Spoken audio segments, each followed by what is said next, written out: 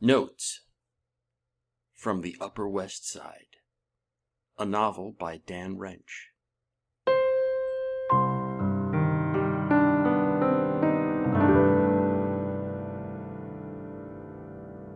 Chapter 4.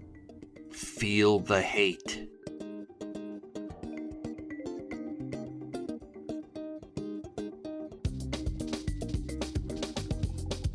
When I told Parp about the lady who chased me and said she wanted to fucking fuck me and how she got annoyed when I said, "Beg your pardon, what?" a couple times, he said, "You know, Paul, I've never known why any woman would want to fuck you. I mean, look at you. Your abs suck, you have toothpick arms, you're pale, you have a stupid laugh and a square haircut. It's an offense against reason that you should arouse desire in a woman. That somebody thinks she has to get drunk to tell you she wants you to fuck her, well, it shakes the foundations of reality as I know it." I'm pretty sure Parp saying things like that is one of the reasons why I'm in therapy still. "And that tells you what?" Jessica asked not long ago. "It tells me I'm not sure what I'm doing hanging around Parp," I asked. It sounded better than, I don't know. "You're asking me?" she asked. Not exactly what you would call witty ripostes, but I like to call it therapy. This is Dr. Jessica. Tall and a little androgynous. Long brown hair, like she should be hiking someplace. Looks that sneak up on you like no makeup and plain clothes that make her body look like a flat plank. But after a while of watching her move and smile, and you're noticing stuff like her great legs. And rack. And pretty soon you're thinking about how her ass is the perfect pear shape for a tall, thin tomboy, and how if you bent her over her desk, that pear-shaped ass would make such a plateau that just the sight of it would pull the cock out of your pants. Sometimes I like to imagine her blowing me on top of a bedroll during a hike through a national park. She takes my dick out of her mouth just long enough to say, "You have no idea how long I've wanted to do this." She always says those exact words. "So, you've known Tony Parp for how long?" she asked in the real world. "It's something like 25 years, right?" She inherited me from the therapist who inherited me from the therapist who inherited me from my college therapist, so she had a buttload of notes on Parp. "I guess I keep thinking he'll change," I said. I really wanted to smoke. That isn't legal indoors in New York. I liked it when it was legal because I didn't get so nervous. When she heard me say I thought Parp would change, she hung her head like her neck had been broken. Her hair fell across the desk the way it falls across my chest when she's sucking me off in the bedroll fantasy. Jessica has been my therapist for a few years. We're friends, which adds a nice dimension to the bedroll fantasy because in that fantasy, we're both cackling about how stupid my wife and her husband are. She calls her husband the hubster in real life. In the bedroll fantasy, she calls him No Cock Bob. "I'd like to know how you expect Tony to ever get any better," she said. "Don't answer that. Just let me remind you that you can't get a smoothie from Starbucks." I thought she could do better than that metaphor-wise. I mean, it's only a matter of time before Starbucks starts selling smoothies. Am I right? Parp is Starbucks. "And the smoothie is something besides what he always says, which depresses you," she said. But it isn't just what Parp says that depresses me. In fact, the noise that inevitably and invariably comes out of his mouth contributes only a small fraction to the shit swamp that is the experience of knowing Parp. The rest is the simple fact of his existence. For some reason, through no effort of his own, just through numb, blind, retarded luck, none of the karmic rules apply to him. If you don't play by the rules, you're supposed to end up sucking metaphoric balls. You're supposed to pay a price. A fine, jail time, social ostracism, no sex, disease, nervous breakdowns, something. Except if you're Parp. Then you can burn down churches and children will hand you flowers. Add to that the fact that he's convinced his dumb luck is something the universe owes him, and I think you can start to feel the hate. "You know why I hang around Parp still?" I asked Jessica when I had time to think about it. "I want to be there to see the look on his face when his luck runs out." "Yeah."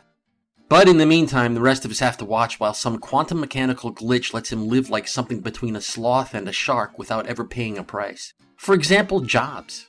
If you're constantly blowing off jobs, you're supposed to end up in the poorhouse, or in a little room over a grocery store in Brooklyn, or in a residence hotel in Harlem collecting welfare checks.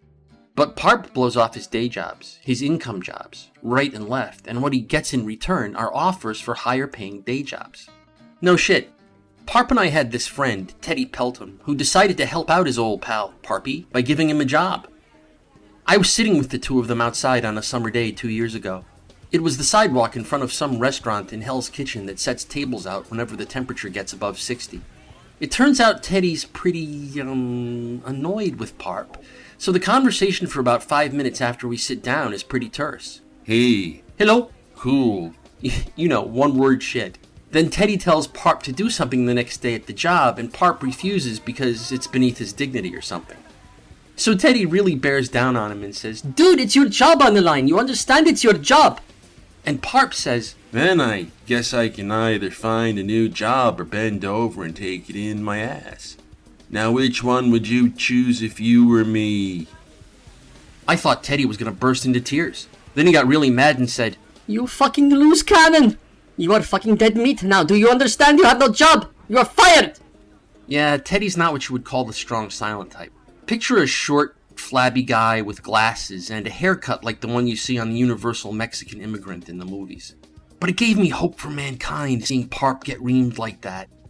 I was sort of expecting the ground to open beneath his feet and swallow him up. But it didn't. Parp looked pretty sober for a sec, like somebody'd slapped his face. "Hey, Teddy," he said, kinda quiet. "What?" "Anybody ever tell you scream like a bitch?" Teddy shook his head and pushed his glasses up on his nose. "You are such a fucking asshole, Parp," he said. Parp laughed. Then Teddy laughed. They were laughing. "But of course you are still fired," Teddy said. So, Parp took a month off, slept until 2 every afternoon, and dicked around in Hell's Kitchen lifting weights and bitching about the state with his libertarian pals. Then when the month was over, he got a call offering him a better paying job than the one he had with Teddy, and Teddy gave him a reference. And Parp doesn't think it's strange. It's what he thinks he has coming to him. Can you feel the hate? Can you? Okay, that was the jobs example. Here's the sex example. We, me and Corinne Jr. and Parp and a friend of Junior's named Christine who Parp wanted to fuck, showed up one night at Cleopatra's Needle on Broadway. The Needle is a jazz club with a horseshoe bar in the center and a gigantic TV screen hanging above it. The sound is turned down on the TV so you can watch hockey while listening to live jazz. The Needle is always dark. It isn't big. It doesn't have a lot of tables, and the ones it has are all small, so when 4 people like me and Junior and Parp and Christine come in, they have to slam 2 tables together. So right at the beginning, we haven't ordered yet. Christine, who was this hot blonde 40-year-old who spent all day on a treadmill, says to Parp, Hold on, let's slow it down, I have a boyfriend." And she gives him this big grin, like a hard plastic dome just dropped out of the ceiling to cover her, and now she can't be touched. Anyone else would have slowed down and gotten chatty, you know? I mean, chicks have boyfriends.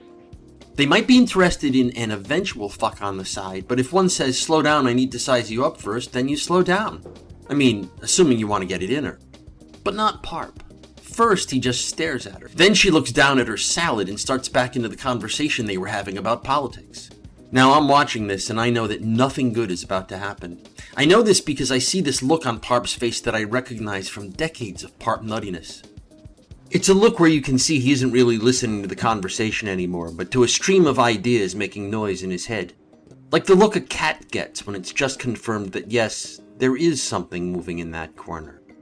"Wait a minute," Parp said after she got into why she's green. "You just got done telling me that my skin isn't worth touching and you expect me to care what you think about the fucking wind farms on Cape Cod?" She stopped talking and leaned toward him like she hadn't heard him.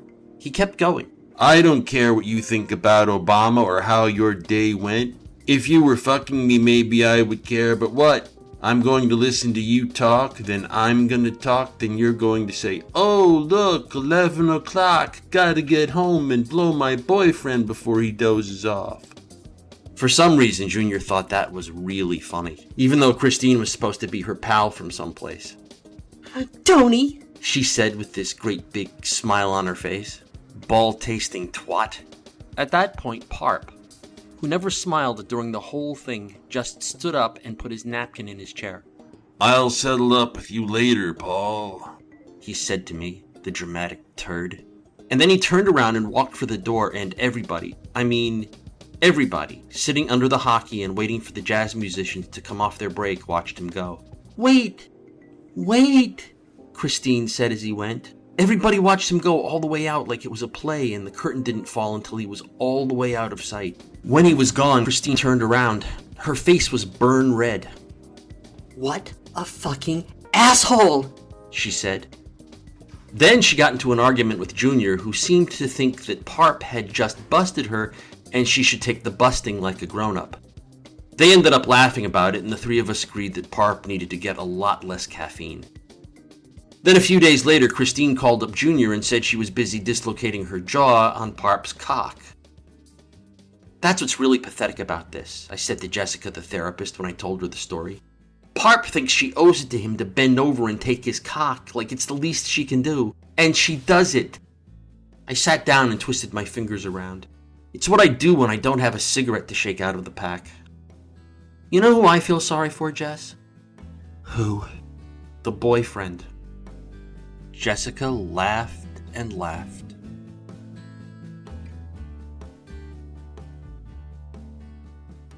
Notes from the Upper West Side is a work of fiction. The people depicted in this work do not exist. Notes from the Upper West Side. Copyright 2013 to 2014 by Dan Wrench.